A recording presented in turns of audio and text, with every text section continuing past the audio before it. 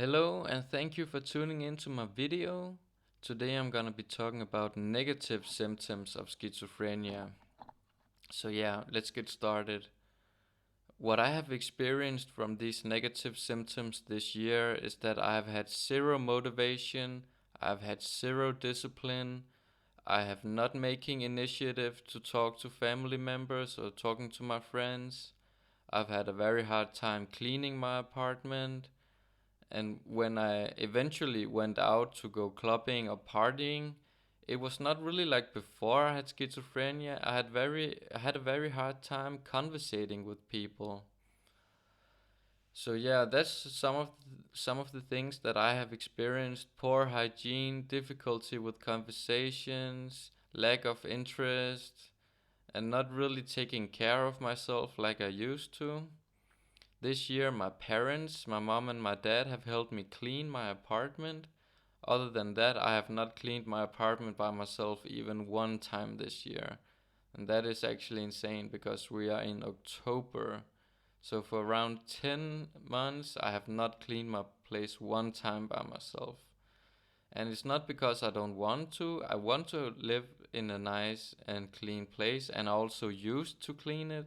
But since I got diagnosed with schizophrenia, it's just been a little bit different. I've had like a post positive symptoms, and I know that that sounds a little bit how do you say, what I mean is that up until you get diagnosed with schizophrenia, it's often the positive symptoms that plays a huge impact. And I'm gonna make another video about positive symptoms as well, so stay tuned for that. But what I mean is, it's often the positive symptoms that you experience up until you get diagnosed with schizophrenia.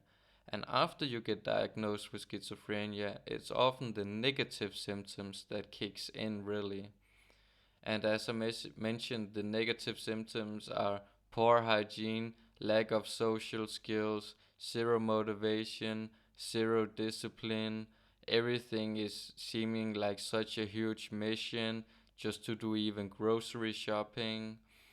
So yeah, it's very hard to live with these negative symptoms, and I do believe if you who are watching has schizophrenia, or if you know anybody who has schizophrenia, the best you can do for anybody you know has schizophrenia is just keep taking the initiative to hang out and keep taking the initiative to be social, because the person who has schizophrenia, they do want to hang out with you, but the illness is just taking a toll on them, so it's just hard for them to really taking the initiative.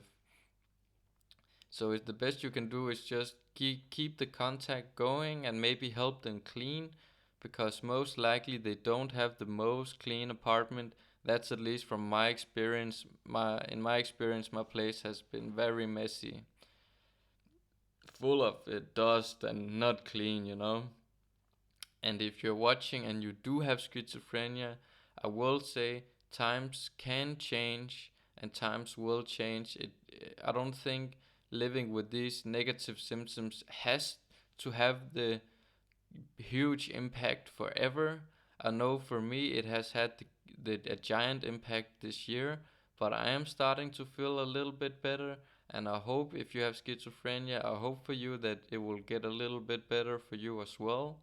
Even though we're gonna have this disease for the rest of our lives, it can be livable, it can still be a great life.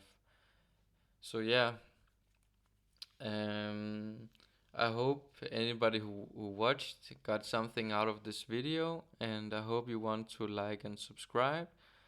And yeah, that's it for me. Thank you for watching. Peace.